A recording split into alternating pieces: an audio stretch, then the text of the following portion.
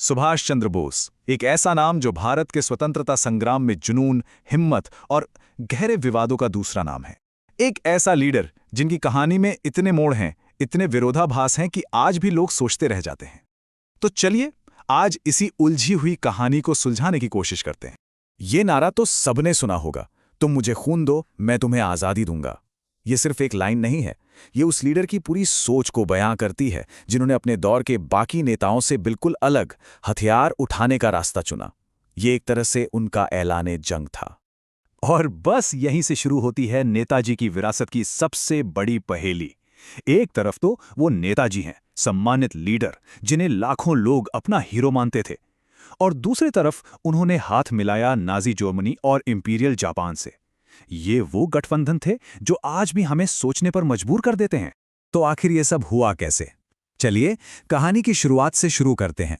बोस का सफर शुरू तो भारतीय राष्ट्रीय कांग्रेस के एक बड़े नेता के तौर पर हुआ था, लेकिन बहुत जल्द ही उनके रास्ते पार्टी की मुख्य सोच से अलग होने लगे थे। सबसे बड़ा टकराव था महात्मा गांधी के साथ। देखिए, बोस चाहते थे पूरी आजादी, मतलब अनक्वालिफाइड स्वराज, और इसके लिए वो ताकत का इस्तेमाल करने से भी पीछे नहीं हटने वाले थे। और यहीं पर उनकी गांधी जी के अहिंसा वाले सिद्धांत से सीधी टक्कर हुई। एक तरफ अहिंसा, दूसरी तरफ किसी भी कीमत पर आजादी। और ये टकराव इतना बढ़ा कि चीजें बहुत तेजी से बदली। 1938 में वो कांग्रेस प्रेसिडेंट बने।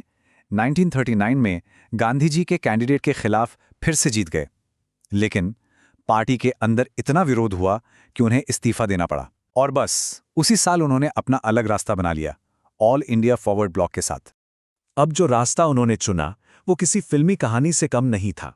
जनवरी 1941, कलकत्ता में अंग्रेजों ने उन्हें नजरबंद कर रखा था, और वो एक पठान का भेष बदलकर सबकी आंखों में धूल झोंककर वहां से निकल गए। एक ऐसा एस्केप जिसे सुनकर आज भी लोग हैरान रह जाते हैं। उनका ये सफर बहुत ही खतरनाक था। कलकत्ता से निकलकर अफगानिस्तान और सोवियत यूनियन के रास्ते होते हुए वो आखिरकार अप्रैल 1941 में नाजी जर्मनी पहुंचे। मकसद सिर्फ एक था, अंग्रेजों के खिलाफ लड़ाई के लिए मददगार ढूंढना।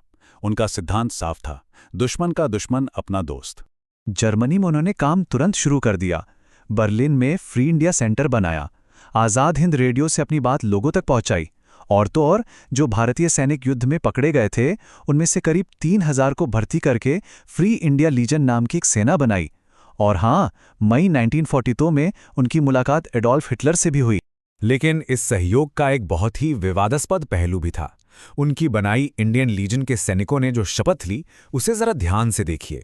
इसमें साफ साफ जर्मन लीडर एडोल्फ हिटलर के प्रति वफादारी की बात कही गई है। ये एक ऐसी हकीकत है जिसने इस पूरे अध्याय को बहुत कॉम्प्लिकेटेड बना दिया है। लेकिन जर्मनी से उन्हें वो सपोर्ट नहीं मिला जिसकी वो उम्मीद कर रहे थे। तो निराश होकर बोस ने एक नया प्लान बनाया। 1943 में वो जर्मन और जापानी सबमरीन से एक लंबा और खतरनाक सफर तय करके पहुंचे साउथ ईस्ट एशिया। अब उनकी उम्मीदें जापान से थी। और एशिया में पहुंचते ही उन्होंने इंडियन नेशनल आर्मी यानी INA की कमान अपने हाथों में ले ली।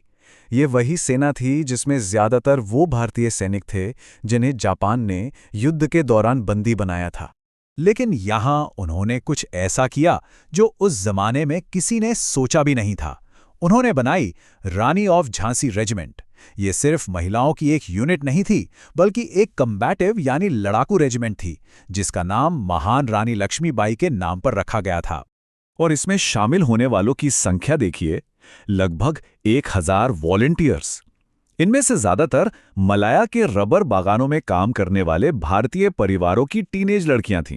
सोचिए कितनी बड़ी बात थी ये। ये सिर्फ भारत के लिए ही एक नया कदम नहीं था, बल्कि पूरी दुनिया के लिए एक मिसाल थी।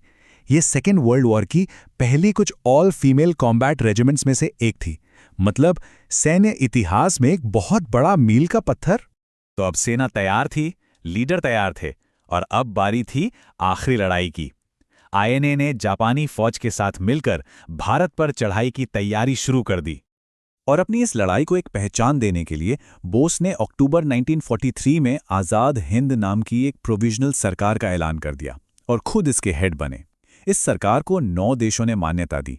इसके अपने नोट थे, अपने स्टैम्प्स थे, यहाँ तक कि अंडमान और निकोबार आइलैंड्स पर नाम के लिए ही सही, पर इसका शासन भी था। लेकिन जंग के मैदान की हकीकत बहुत अलग थी। 1944 में इम्फाल और कोहिमा की लड़ाई में आईएनए को मित्र देशों की सेनाओं के हाथों बुरी तरह हार का सामना करना पड़ा और इसी के साथ ताकत के दम पर भारत को आज़ाद कराने का सपना टूट गया। और इसके बाद आता है उनकी कहानी का वो आखिरी और सबसे रहस्यमयी चैप्टर। जो ऑफिशियल कहानी है वो ये कहती है कि 18 अगस्त 1945 को बोस की मौत ताइवान में एक प्लेन क्रैश में हो गई थी। वो सोवियत यूनियन भागने की कोशिश कर रहे थे। लेकिन जैसे ही ये खबर आई वैसे ही इस पर सवाल भी उठने लगे। शक और कॉन्स्पिरेसी थ्योरीज का एक ऐसा सिलसिला शुरू हुआ जो आज तक खत्म नहीं हुआ है। और ये सिर्फ लोगों की बातें नहीं थीं। सरकार ने भी इस मामले को कई बार देखा। यहां तक कि 1999 में भारत सरकार ने जस्टिस मुखर्जी कमीशन बनाया, सिर्फ ये पता लगाने के लिए कि नेताजी के साथ आखिर हुआ क्या था। ये जो 2022 की रिपोर्ट है ये बताती है कि ये राज इतना गहरा क्यों है। यूके में कुछ फाइलें हैं, अमेरिका कहता है कि रिकॉर्ड डिजिटल नहीं है, रूस कहता है हमारे पास कुछ नहीं है, और चीन ने तो जवाब ही नहीं दिया। जब सबूत ही इतने बिखरे हुए और अधूरे हों तो अटकलों को और हवा मिलती है। तो आखिर में हम कहां पहुंचते हैं? देशभक्त, सहयोगी या एक पहेली? इतिहास सुभाष चंद्र बोस को कैसे देखे? एक ऐसा लीडर जिसने इतने विरोधाभासों से भरा रास्ता चुना, उसे कैसे समझा जाए? एक हीरो जिसने आजादी के लिए सब कुछ दांव पे लगा दिया, या एक ऐसा नेता जिसने मंजिल तक पहुंचने के लिए कुछ बहुत मुश्किल और परेशान करने वाले समझाते किए? शायद ये एक ऐसा सवाल है जिसका कोई एक जवाब नहीं है, और इतिहास हमेशा इसका जवाब ढूंढता रहेगा।